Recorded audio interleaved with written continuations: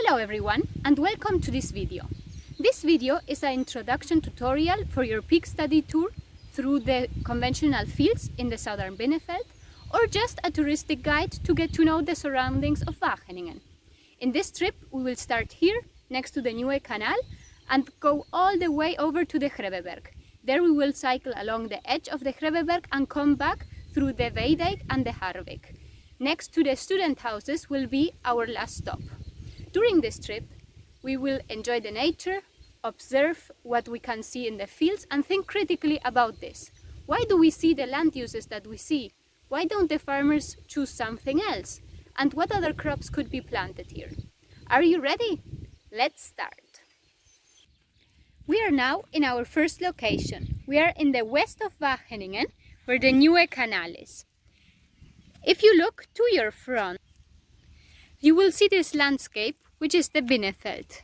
We are here in the south of the Binneveld. If you look to your right, there is a nature area that is called the Binneveldse Hooilanden. To the left, there are agricultural fields. Let's go to that building over there. That's our second location.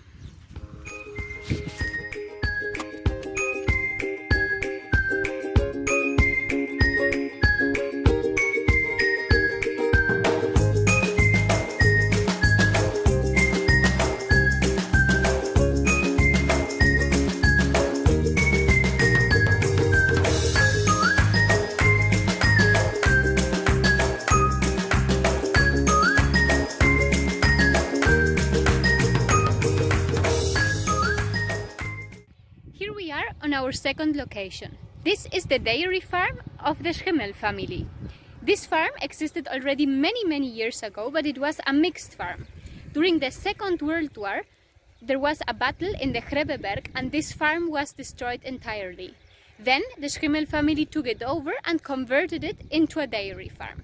Nowadays, the managers are already the third generation. Their land use depends mainly on their heritage. But they are also constrained by the soil type. Next to the Grift there is heavy clay, so they cannot use heavy machines. That is why they are growing the grass with which they feed their cows. On the other side of the road, they have the maize fields. In total, they grow 80% grass and 20% maize. This has not only to do with the soil type, but also with the European Common Agricultural Policy, which only allows a certain amount of nitrogen and phosphorus emissions. So you can only have a certain amount of livestock, depending on how big your field is, and you have to grow a certain plant to try to close the nutrient cycles. This family is also very much aware of ecology and sustainability, and they are part of an organization that is called the Valley Bird Bewust. There is a sign next to the house where you can read more about how they manage their lands. But enough about this location.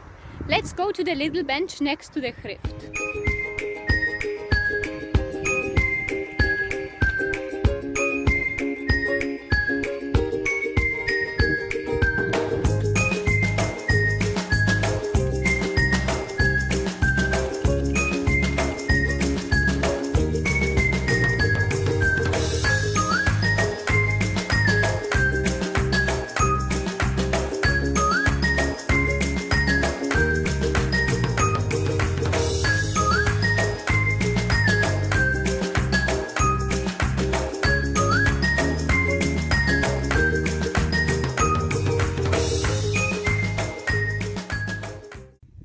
We arrived at the third location of our tour.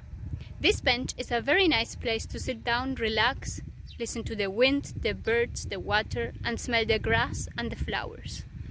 If you look around, you will see that the fields are covered mostly by grass.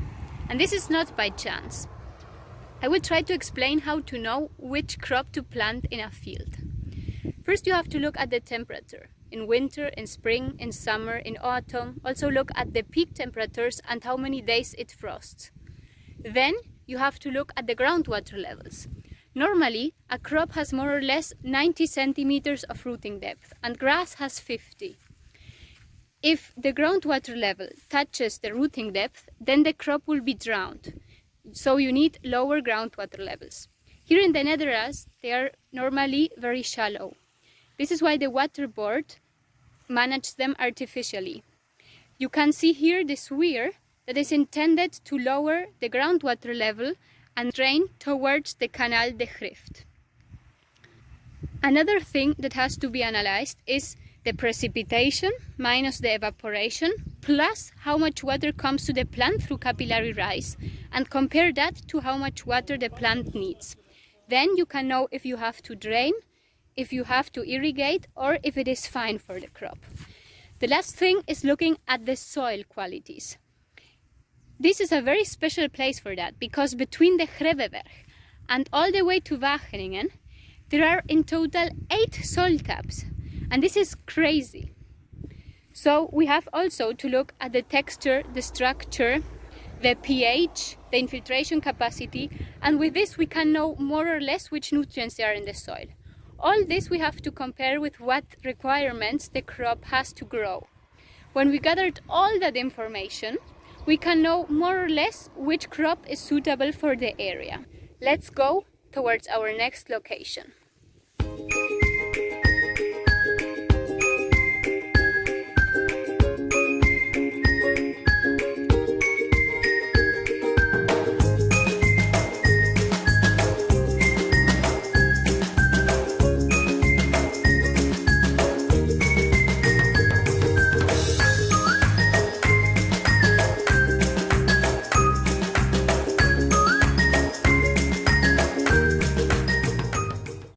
We made it! We arrived at the edge of the Greveberg. This field is a very special place because here was the Levendalseland castle. This castle was constructed in 1331 and it had ditches all around it in the field. In 1820 it was demolished. The only thing we have left from that time is a very old lime tree that is over there. It is 1,000 years old and is a symbol of the tree protection in the Netherlands. It's amazing, isn't it? Adriane and her family bought this land and are planning to do an ecotourism field where you can understand the historical value of the place, as well as they will try to reconstruct biodiversity. I strongly recommend you to come back to this place once this project is implemented. On the other side of the road, we can see the house of Hank de Sur.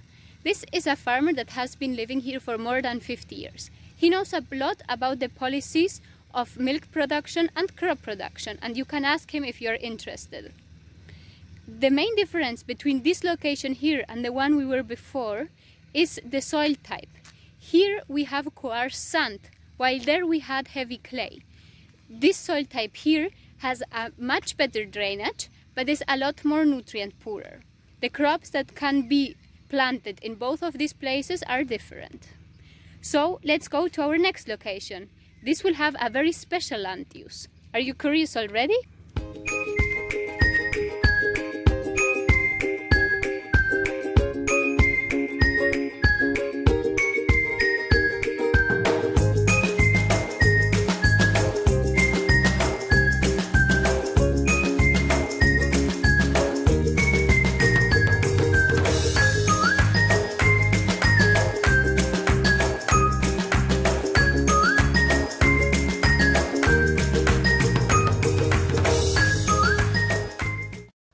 And we arrived at the fruit plantations. Very typical for this area are apples, pears and cherries. They are also very suitable for this land, except for the fact that trees have a rooting depth of more than 1 meter and groundwater levels are too shallow for that.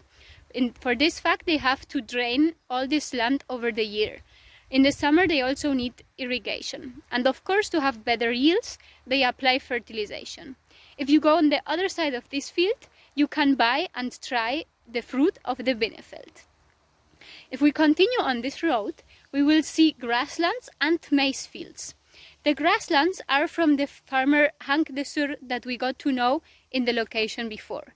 The maize lands are normally from the people living on the other side of this field that have smaller fields and don't have livestock. Therefore, they have to plant a crop that is more profitable, and most of them use maize. This is a problem in the future because maize is very sensitive to droughts, so they might not have the opportunity to plant this in the coming years anymore. Let's go and see that fields.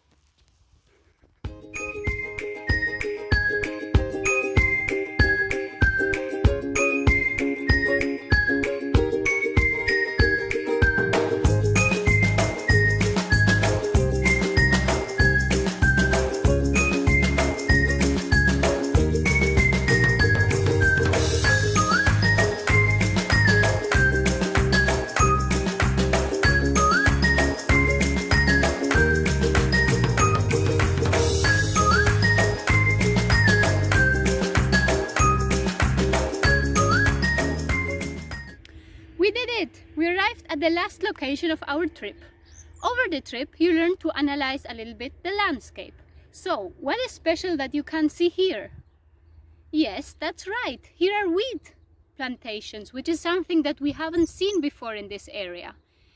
If you come in another moment, you might find another crop that is not usual in the area. And the explanation for this is that these lands are owned by university and managed by Unifarm. They are used to do research for enterprises and also by students, like master students or PhD students. But let's know more about that, and for that I will call Gerard Derks, that is the team leader of Unifarm.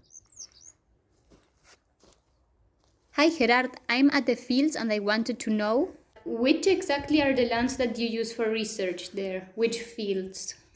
And totally we have about 250 hectares and about 100 clay soil and about 100 sandy soil, and that's more on the campus.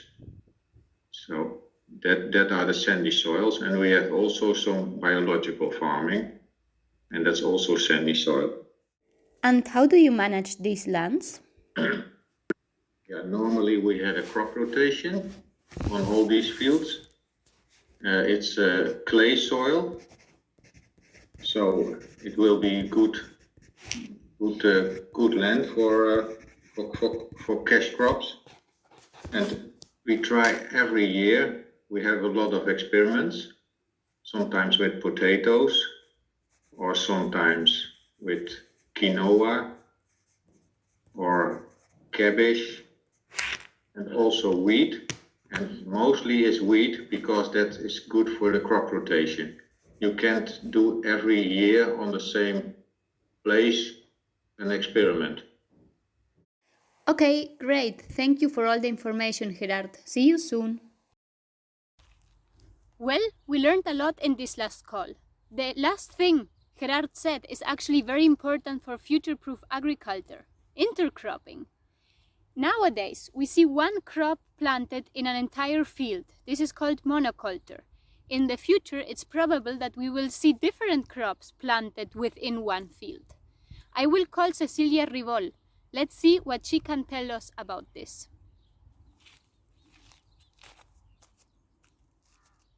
Hello, Cecilia. Thank you for meeting with me. Hello. Yes, no problem. Well, first of all, what did you study? How did you prepare professionally? I studied in Argentina, agronomy, and I came to Wageningen to do my master in organic agriculture. Did you finish it already? Yes, I finished my thesis a few weeks ago. I work for the intercropping project in the farming system ecology group. And what I did was a research on optimizing yields in intercropping systems. Wow, that's very interesting. Do you think that intercropping is part of agriculture in the future?